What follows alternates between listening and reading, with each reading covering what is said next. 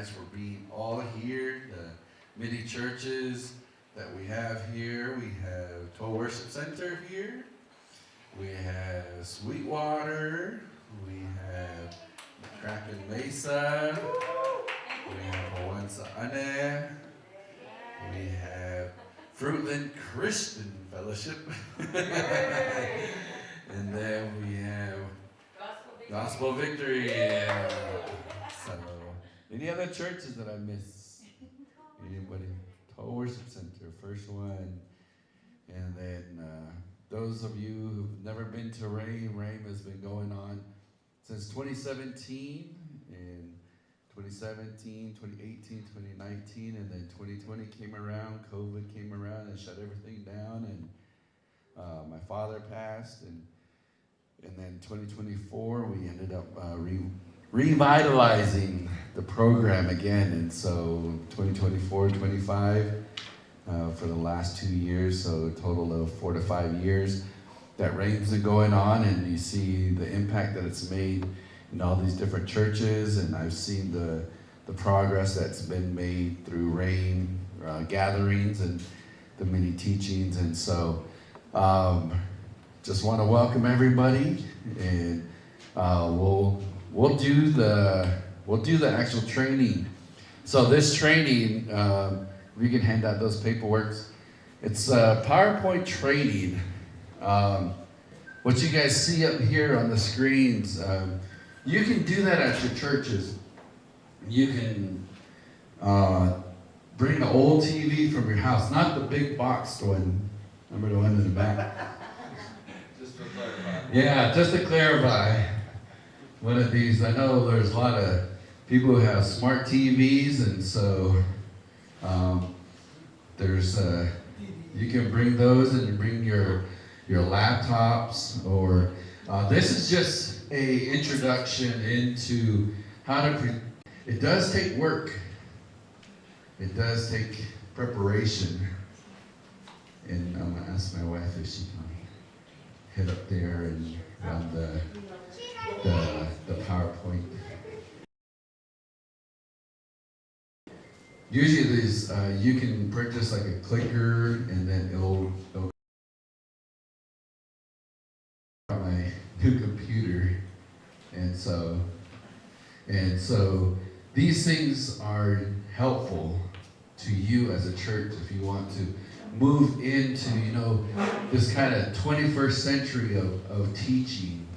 And right here we have the menu bar. Kind of when you pull up your computer, you have the menu bar with the files, and you can choose different fonts that you can use. You can also, the way that the words are on the screen, you can use those.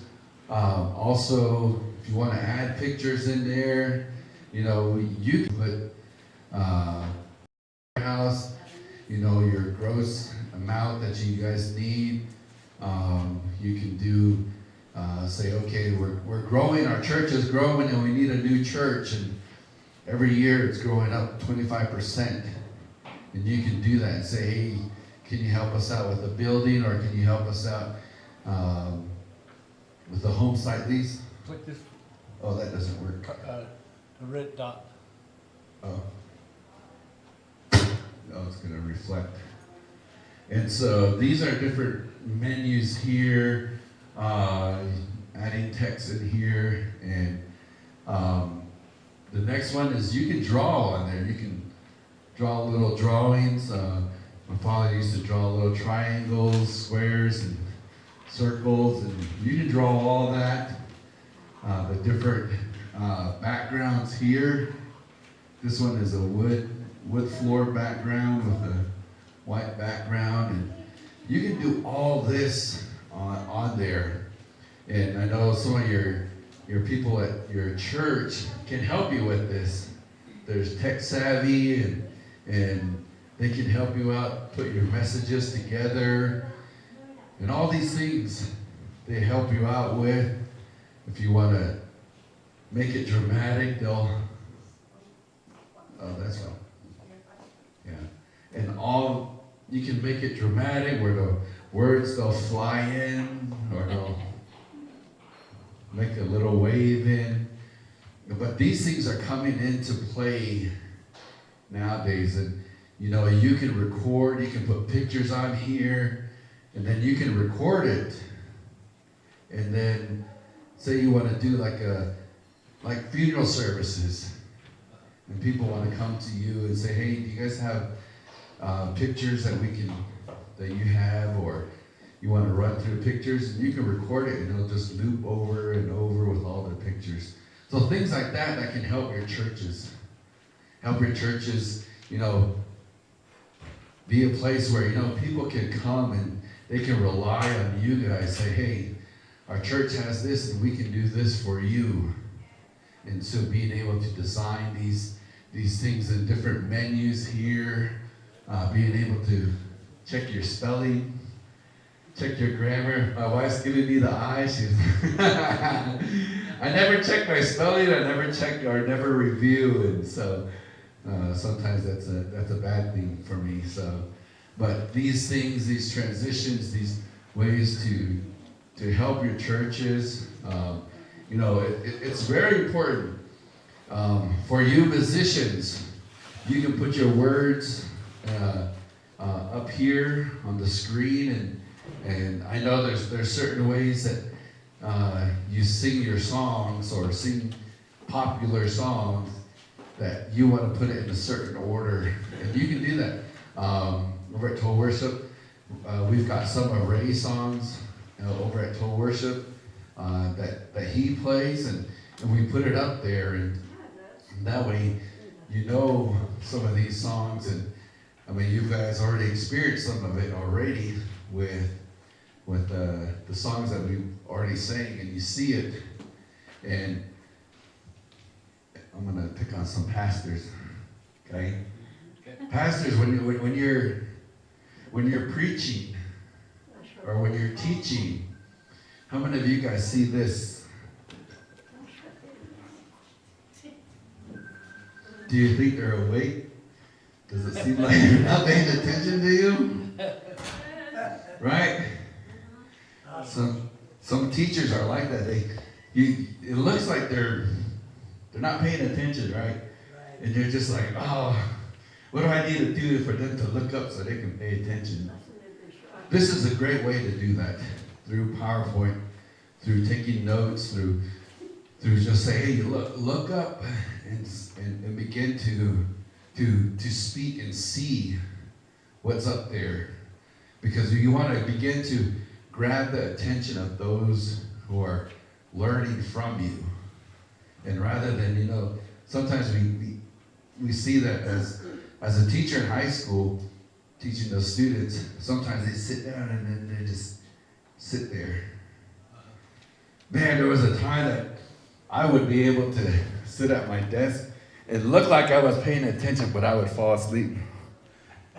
Like this. I have a pen in my hand and like that, and I would be asleep. But you see that in the churches. But you want to begin to grab their attention, grab them, and say, hey, look over here, I'm trying to show you something. And so, and these are ways to help you out. If you want to do that, over at Toll Worship, we started off with one screen TV right in the front. And people enjoyed it, they saw it, but then they were like this. I don't know why you have glasses, but then, yeah, maybe trifocals, being able to do that. But these are ways to help you out in your churches. When you begin to start PowerPoint, you want to begin a blank presentation. You want to, open up a new file and just go up in the file, up on top. It said file. Open that up. And then go to something new, and then you begin to create your PowerPoint. You begin to create files, and then, what happened? Well, how did I create this one? And then I want to go back to another file, like the most recent one. There's a recent application on your laptop, on your computer.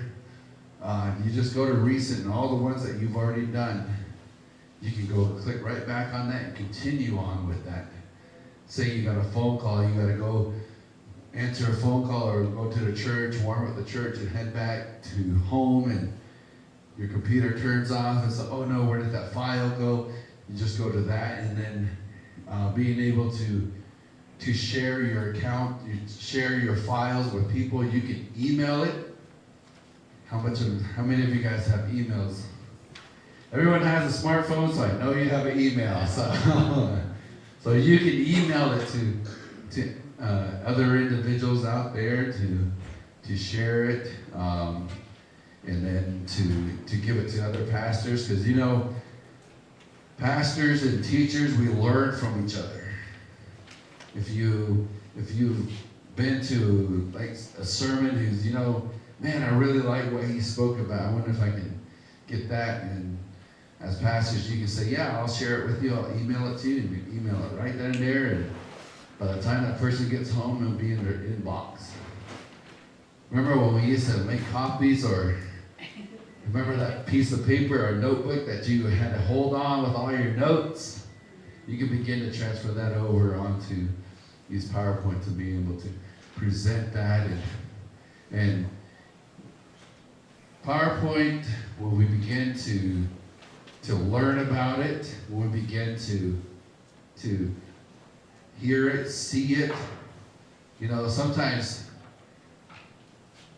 we call this death by PowerPoint. What does that mean? Does anybody know what death by PowerPoint means? Crash out. Huh? Crash out. Crash. This is what death by PowerPoint means. As they begin, the following slide presents guidelines and suggestions for the use of font color graphics when preparing PowerPoint presentation. So when you begin to do these, you want to begin to, you know, you put these up here, put words up here. That way you, audience, can understand, you know, all right, what is he talking about? What's an important thing that I should write down? And it begins to highlight these different ideas that you want to get across.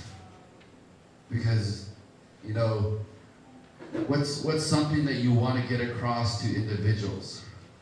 What do you want to get across to the people that you're teaching to? As teachers in school, there's certain requirements that you have to get across to the students. And say this one point you want to get across, and you have to put it up. You put it up here, that way you know, hey, that's probably something I should pay attention to. The students will say, yes, I need to pay attention to that, or I need to pay attention to this. It's going to be on the test. And as we begin to create these PowerPoints, so these are some guidelines to help you out with the font size. Because, you know, sometimes we go like that. Or sometimes we go, right? And so being able to put these together, being able to move your church further into, you know, the 21st century in learning and teaching, helping you out. I know some of us, we just like to go old school, right? Pen and paper, we'll do it, and we'll preach. But how many young people do you have in your church? Honestly. Take a look currently, right now, how many young people do you have? How many young adults do you have in your church? Really take a look at that. If you don't have a lot of young adults in your church, why are they not coming? Why are they not coming into the church? Why are they coming into the building? Well, all they see is a person standing maybe behind the pulpit, preaching, teaching. They want to be able to grasp something to keep them entertained and keep them focused. If it's if it's using media, using TV. Chuck has a great facility over at his church there at Fruitland Christian Fellowship, and they bring in quite a bit of young adults there, young people there, and media helps out. We've had several people reach out to Chuck, and there's individuals that learn from that, and they help Chuck out, and they help him grow with the churches. And when you create these things, you grasp the people in there. And when you begin to create it, don't make it too small. Don't make your font too small. Make it good enough where people can see it. And this is a 40 font. I mean, we can probably go bigger, which is fine. You can go bigger. The bigger, the better. And so I made this. How difficult is that to read? You guys have it there on your paperwork. I mean, what does it say? What are you guys trying to do? And just some of the pluses and the minuses of learning to read PowerPoint, learning to put these things together in your churches. And like I said, if you want to just start out with the TV, smart TV in the front with your laptop, that's fine. And when you begin to create these, make it readable. Like making sure everybody can read it. Like this here, that's kind of like cursive writing, and what is he saying? I can't read that cursive. Young people don't know how to read cursive sometimes, right? When your grandma writes a Christmas card to you in cursive and gives it to your young one. What does this say? Yeah.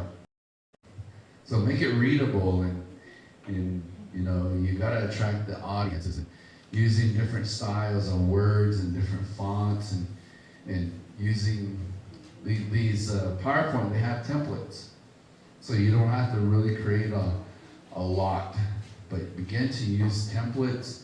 They'll help you out. The more you work at it, the more you get good at it. It helps you out.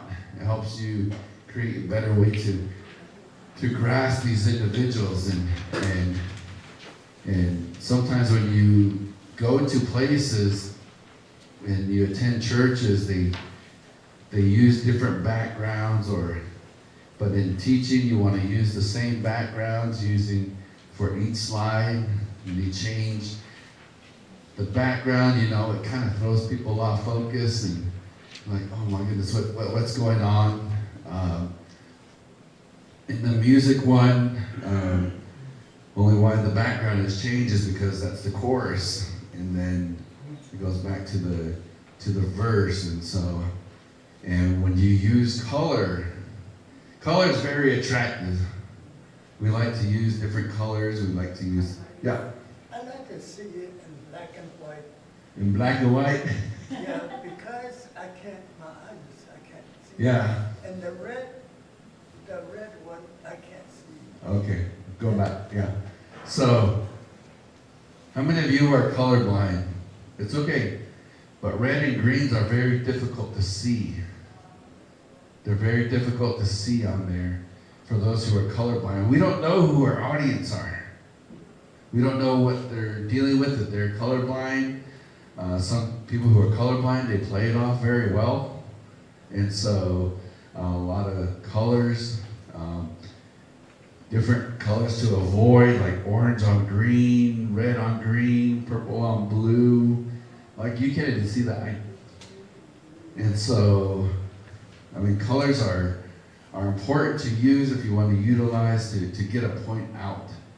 Like my brother said, it's black and white. Sometimes we just want it simple.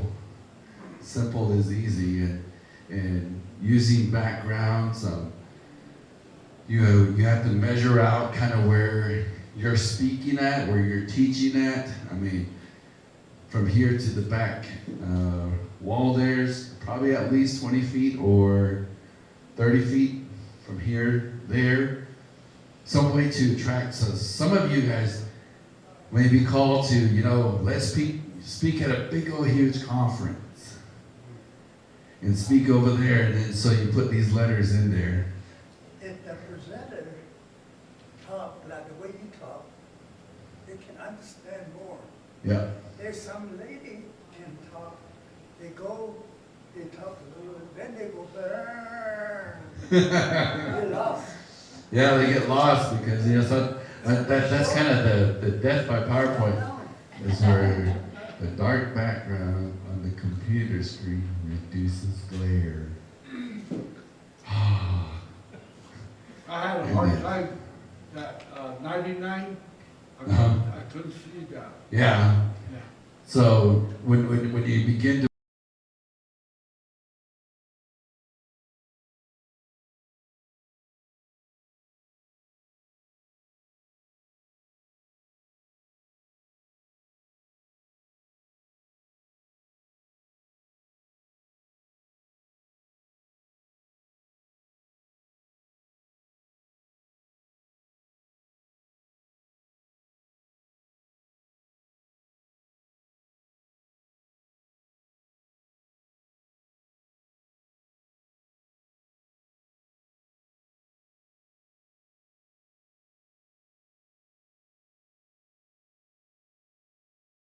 Friday, Christmas, New Year's.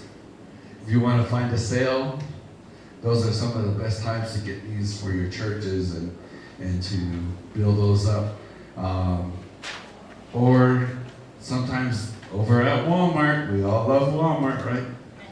Go back towards the back and where the bathrooms are. Sometimes the 2025 TVs are back there, and they've cut and reduced prices back there, and so using color on your PowerPoint, a lot of contrasting colors. What are the three main colors that you learned in art? Remember those three main colors? Yeah. And then you mix them up, and then there's contrasting colors, and this color wheel will help you out with contrasting different colors and in the way that you know what works with what. Dylan over here.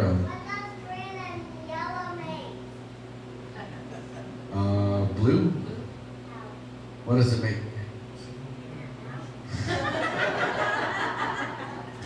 No, Dylan teaches us some of that too, and she's like, okay, what does red and blue make, Dylan? She says purple. But these mixtures of colors, they help you out. They'll help you bring out these words, these ideas that you guys have.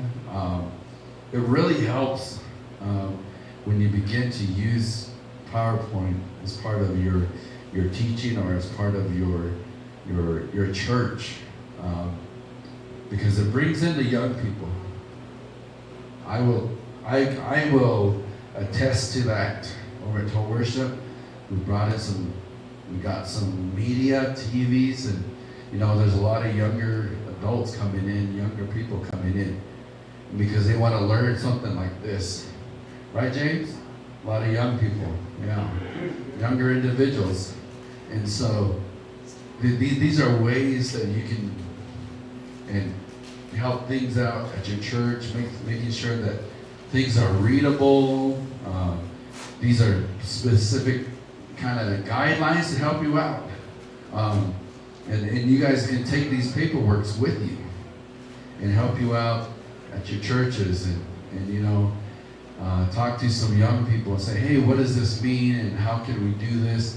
I know Pastor James Eaton here, he's been using the TVs with his PowerPoints, with his sermons, and I mean, the members here, they're shaking their head, they're saying, yeah, it works. Yeah, and so, and I know over at Fruitland Christian Fellowship, Chuck has it there, and I mean, Chuck can attest to the feedback, right, Chuck? Yeah. Those you know, those putting the words up here, putting songs with the verses and the songs, and those things as part of my ministry, I've personally, I'm putting the whole Navajo Bible, the whole Navajo songbook on PowerPoint, so I can give out to the different churches who need those, who are looking into using some TVs. I'm at page 141. So all in Navajo. So that's my personal side project in ministering and working on that. So I've already given some out to the different churches, as far as west as Loop, to all the way to down in Pine Hill, and so those are some of the projects that I'm working on as ministers, because as ministers we have different projects that we are personally working on in our ministry to go out and to spread God's word, and so that's one of them. And so so if you guys need some of those, don't be afraid to contact me and say, hey, can you send me some of those? And When you see the screen, how hard do you have to go? To me, I've got it's better for me to see it, but I don't know how these people, but you know. Around and we install these TVs into different churches, and so those are things, and we churches and so those are things, and we teach them this, how to, use your PowerPoint, use the computers, and now I'm teaching you guys, because I think it's important. You're going to take this information back to your church. If you have a board and say, hey, you know what? We need this at our church. This is how we can do it. And we can reach out and to other churches. They can help us out. And there's a pastor over there in Shiprock. He knows how to do this kind of stuff. These are things to help you guys out. Really, really help you out and to improve your churches. Because, those who are sitting here now, we're not going to be here that long.